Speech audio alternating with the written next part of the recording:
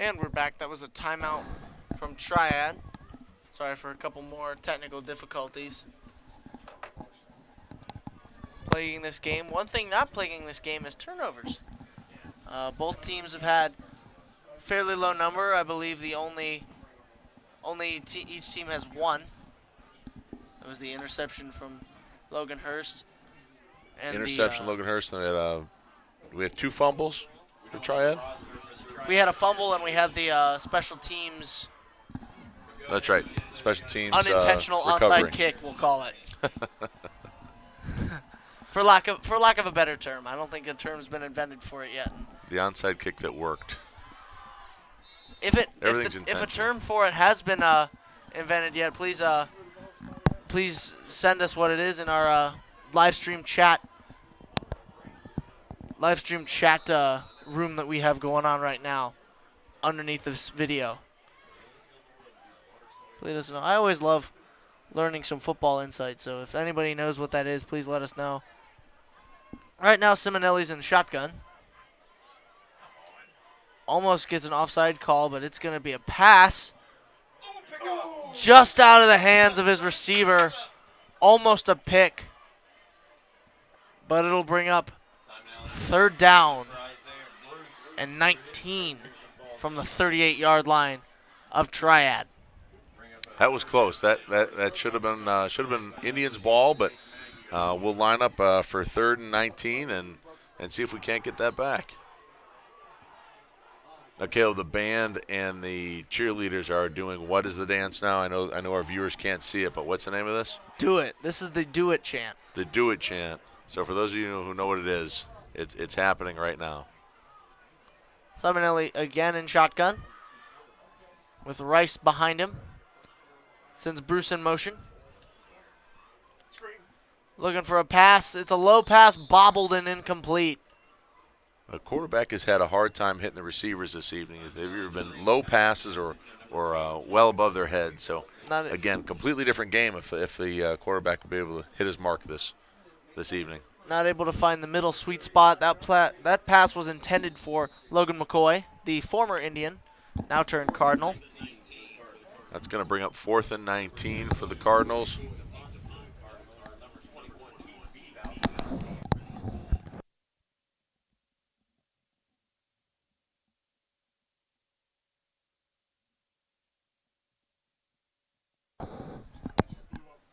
And there's a punt from Logan McCoy, and he's going to keep it. Keith Bebout's going to keep it and get out to just about the 35-yard line before he's knocked out of bounds.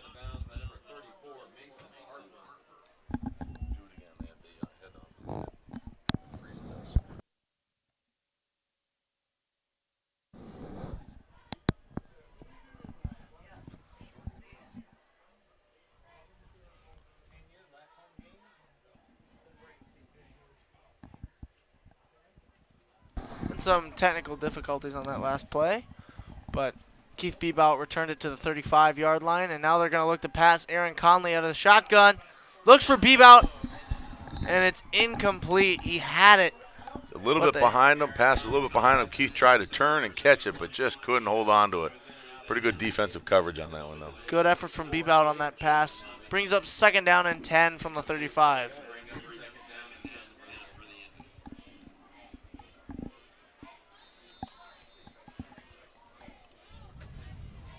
And Aaron Conley comes in to command the Indians' offense.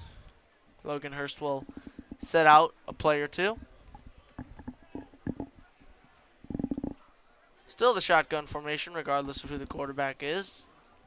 Joey Muscadri to the left. And it's going to be a read option.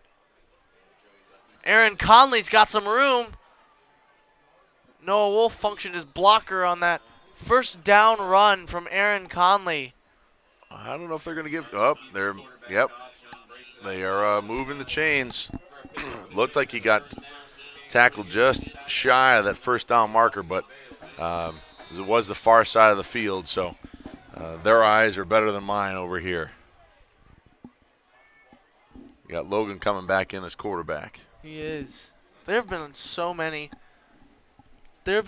changes at quarterback. keeps it fresh, but keeps the defense off their heels as they're now in shotgun formation.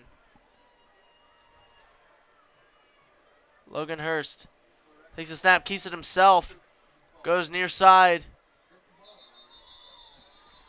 and has to fight for every inch as the Cardinals swarm him. He's going to lose at least a down or two on that one. They're going to push it back. Looks like it's going to be second and maybe 11 or 12. So big rush on the by the Cardinals on that one. Going to leave them with nowhere to go. And Hurst comes out. Aaron Conley comes back in. Still shotgun formation. I think we have yet to see an under center snap. From the gun, Conley looking to pass.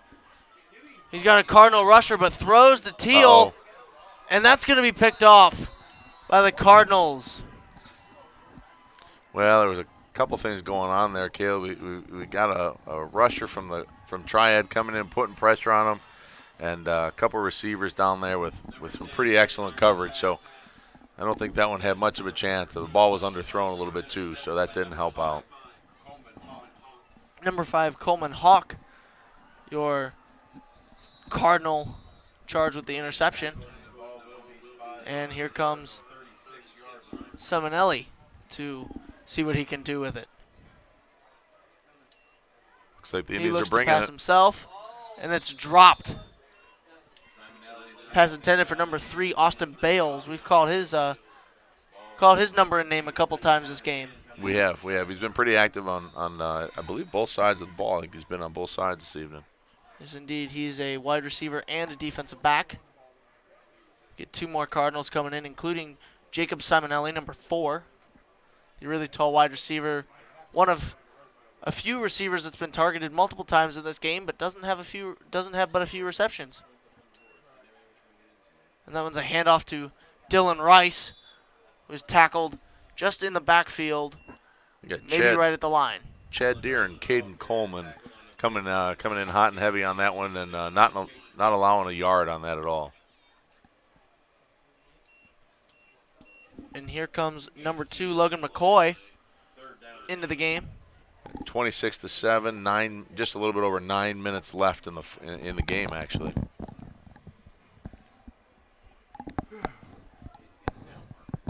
Simonelli throws complete to his receiver, brought down by Chad Deere and a company. Looks like number 8, Cam Wilson, on the reception there. Looked like number 5 to me, but I don't know. Rain has come back, but not as heavy as it used to be coming down. Some of these Cardinal numbers are a little bit small to see, so Coleman Hawk, you were right. Again, okay, I'm going to schedule that. Remind me on Monday to schedule that eye appointment with Dr. Scott Wolf. That was number 5, Coleman Hawk, on that reception. Simonelli rolls. Finds number 21, Isaiah Bruce, who's brought down by number 56, Chad Deere. Almost got back up from it, but Chad grabbed onto the shoelaces and brought him down at just about the 40-yard line. They're going to mark it at the 39, it looks like. Good sign of sportsmanship there as Frank Magyar, number 8 on the Indians, actually helping up number 21, Isaiah Bruce, after that, at the end of that play. Simonelli pass complete. No. In and out. Again, low pass, low or high, and that last one, Isaiah Bruce, who was right there on the numbers. Again, the scoreboard, I think, would be completely different this evening if they were able to complete more of their passes. Higher percentage of passing might have changed the scoreboard even a little bit for the Cardinals this evening. Austin Bales can't come up with that reception, so it's 2nd and 10 at the 41. McCoy and Bruce out on the far side. Bales is just a little bit behind. They're looking to pass. Oh! And that's picked off, Joey Muscadri. Senior night, he's making it count. Gives the ball back to Mechanicsburg, and now Mechanicsburg will set up shop close to midfield is where they're going to spot the ball. 7 minutes, 52 seconds left in the game. Joey comes up with a a wonderful momentum-changing interception there. His grandparents, I'm sure, back in Rochester or Florida, wherever they are excited to see that happen. And here comes Logan Hurst. He's going to start this drive off. Muscadry still with him in the backfield. Trips receivers on the near side. Takes a snap. Quarterback draw again. Near side, he's pushed out of bounds by a couple Cardinals, including Jacob Simonelli and number 3, Austin Bales.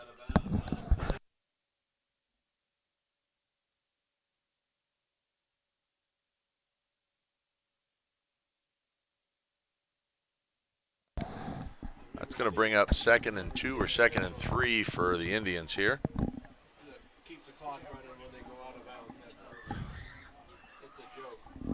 And here comes Aaron Conley now. He's going to hand it off to Muscadry. Muscadry gains a couple. Brought down, brings up 3rd down. And there's been a lot of running going on, and I think that does go back to the rain that is coming down on the field. Yeah, it really changed. The Indians are pretty well known for their passing game and their running game, but it's been a lot more one-dimensional this evening. And I think you're right, Kehl. The rain has really caused that to alter their game plan. And here comes Logan Hurst back in at quarterback. Takes it from the gun, hands off to Muscadry. Muscadry finds something near side. Brought down. Not quite out of bounds, but pretty close. Enough for a 1st down, so those chains are going to move. He's going to keep the ball with the Indians. 6:32 in this game, and momentum is definitely being aided by the progress on the field and by the band warming up on the sidelines here too, trying to get back into the swing of things. And added to the to running's already effective ability to stop the rain, but it's also going to chew the clock. That's true. That's true. As the clock continues to go, we're getting down right about 6 minutes.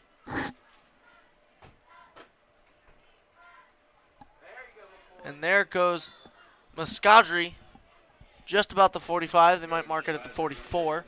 Helped up by his teammate, Jaron Patterson. We have Conley back in the game and give Logan a breather here. Logan's getting having a discussion with Coach Marsh as to what the defense has been throwing at him and how he's going to fight it. But for now, here comes Aaron Conley. Takes a snap, looks to pass, finds pressure, He's open. But not before he completes it to Noah Wolf. One man to beat, keeps driving, and is brought down out of bounds across the 20 and a little bit further into the red zone for the Indians. Great pass, great reception, and wonderful run after the catch there. Those are some hard-fought yards after the catch. Noah Wolf kept those legs moving and shoulders down, and got probably about 4 more yards than he normally should have.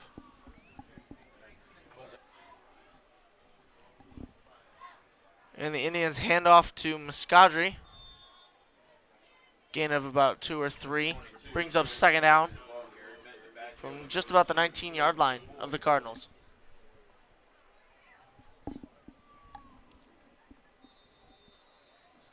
Refs again struggling with the spot. Waiting for the Indians to break huddle.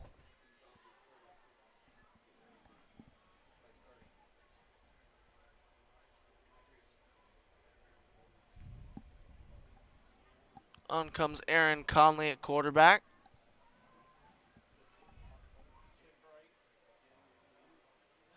Takes a snap, rolls near side. Pass is complete to Keith Bebout. Deeper into the red zone across the 10-yard line. Caught at the 9 and brought down at the 9.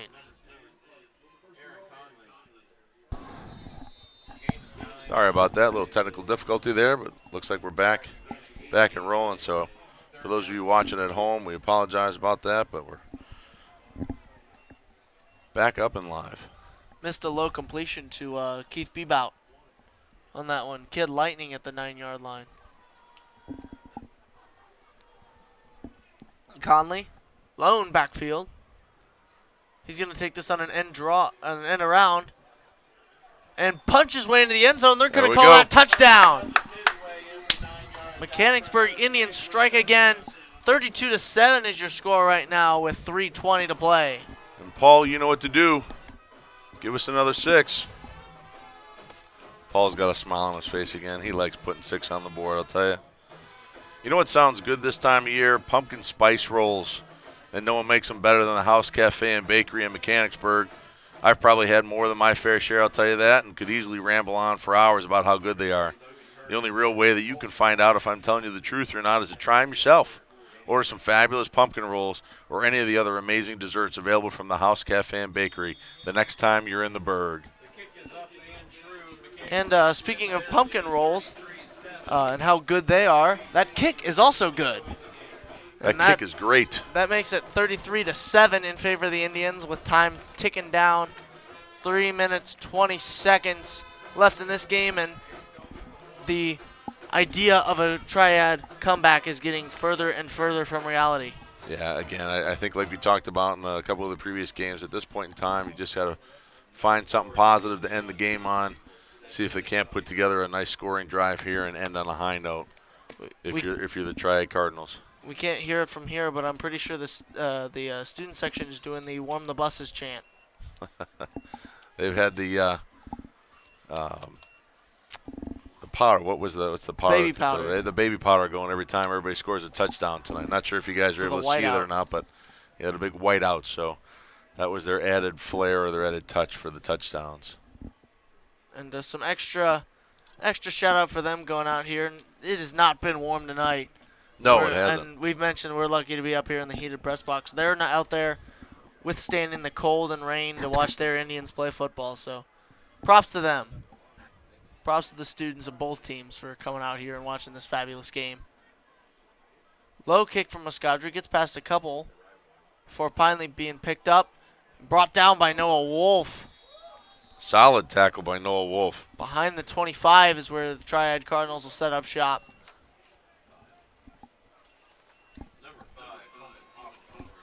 That was Coleman Hawk on the return. I saw the dirty uniform. I couldn't tell whose it was, though. Some of them are tough to tell. So, again, we're glad we got Sean Rogers in here able to decipher some of the numbers for us. Also glad we don't have to do that laundry because that's going to be a little bit. That's true. On first down, Simonelli lines up in the gun. Looks to pass. He's got him right on the numbers. Receiver, Isaiah Bruce. Across the 25, dropped by Colin Hartley and Jake Mullet Monster Hurst. Always good to see number 13, Colin Hartley, out there on the field making a tackle. And Alex Bishop, number 75, the senior, comes in at defensive tackle for the Indians. Colin Hartley, another fine young man, another outstanding young man in the classroom and on the field. So always a pleasure to see his smiling face around town. Here comes Simonelli. It's going long. He's looking deep. And Frank Magyar disrupts that one, intended for Bales. Incomplete, brings up 3rd and 8. And you were just talking about Colin Hartley. Lives on Stringtown. It's close enough to Long Pond. I think we'll give him the benefit of a doubt that he's the good guy from Long Pond. We'll give him the props for being on Stringtown. It's out in the same neck of the woods. He's close enough, right? He's close enough. And so is Noah Wolf, another Indian player. Yep. And in a few years, we're going to be able to call the name of Little Buddha. Zane Hitchcock. There you go, Zane Hitchcock. That's a name you're going to hear quite a bit of in the upcoming years. Simonelli's handoff. Goes around far side before slipping and falling out of bounds. Looks like enough for a first down, but we'll leave it to the refs to decide that. Little over 2 minutes remain in this game. 33-7 is your score. Indians on top.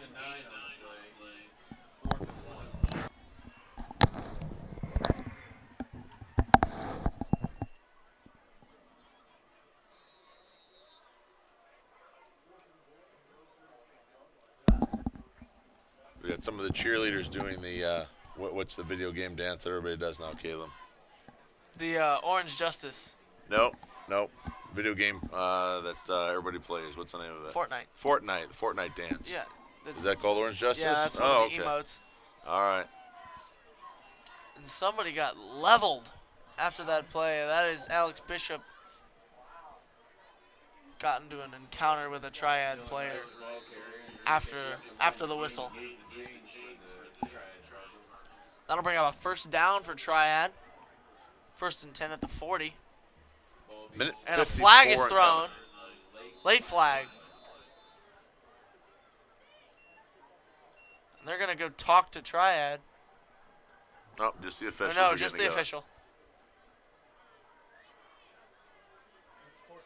Unsportsmanlike conduct against Triad.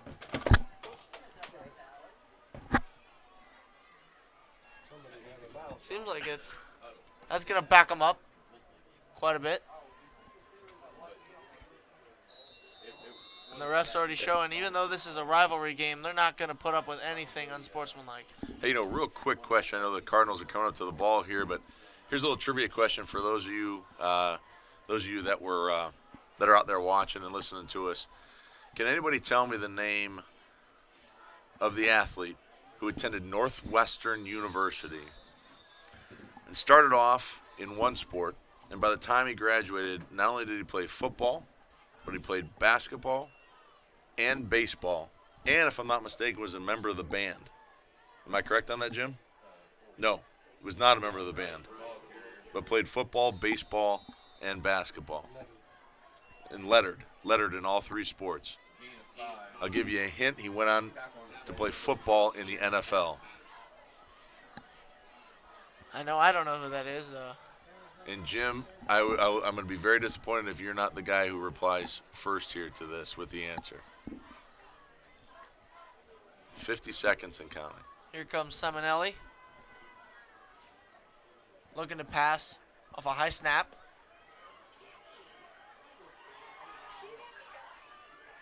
And he's going to run it himself. Simonelli keeps the ball on the screen. Brought down beyond the 45, and we're going to have a little rumble after the play. A little pushing and shoving, but everything's going to be fine. We're going to get him down to the 45-yard line, it looks like. 32 seconds left to go. And you can't see right now, but Kehl is jumping, eager to get on the field. Number 33, Jake Hurst on the tackle. Jake Mullet Monster Hurst comes up with a big tackle to stop Simonelli. As we now go down into the final 30 seconds of this game. Looks like they're going to get 1 or 2 more plays off before we call this one quits.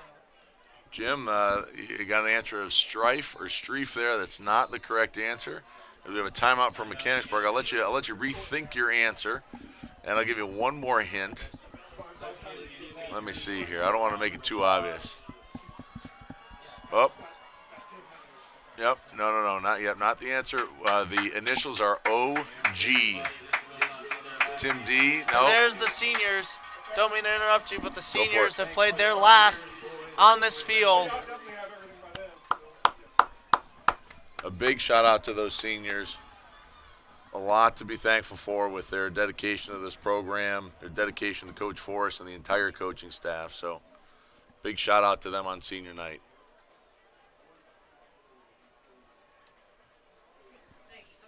It's hard to believe some of them are seniors. I remember Joey Muscadri of the Long Pond squad is just a kid hanging out with us.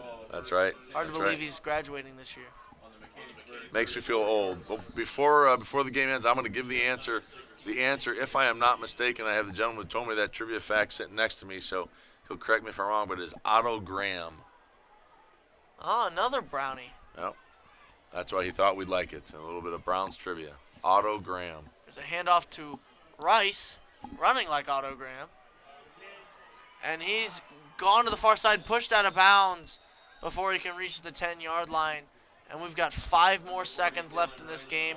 It's definitely going to be an Indians victory, but however many points the Triad Cardinals put up is up for anyone's guess right now. Ball be spotted at the Indian It's always nice, like I said, to end the game on a high note. If you can take something away from it, take some momentum into this week's practice, and then in the next week's game, that's always a good thing. And here comes Seminelli in shotgun. And he's going to keep it himself. Time expires. That is the ball game. The Indians come out on top over the Triad Cardinals. 33-7 is your final score. And now they're going to line up and shake the good game chance, and so I guess we'll shake a good game as well. Thanks for coming in the booth with us today. Thanks for letting me be here, Kehl. I appreciate it. Always had a great time. For everybody out there in TV land, thanks for watching. Thanks for listening. You got this guy right here to thank for it. He and his brother really made this happen. It's been a wonderful thing to see. We're going to see you next season, because this is our last home game, isn't it? Yeah, this is our last football home game. We'll be here a lot. We'll be here going through basketball for both sides, girls and boys, baseball and softball as well as 2 bowling tournaments that we hinted at earlier. That's right. So it's there's potential for one more actually. You might get a little extra special something. The intelligent guy that I talked about earlier came through again with another little nugget for us, and if we do host a home game, we'll be back live over YouTube again for that one, and maybe if I mind my P's and Q's, Kehl will have me back in the booth. Or maybe he'll find somebody else. I don't know. I don't know. I might have to Google playoff laws if I can video one of these. That's a good point. You talked to Kobe about that. Yeah, I will. All right. For the M.I.B.N., I'm Caleb Spinner saying so long from Mechanicsburg Stadium, and have a great evening, everybody. Go Indians.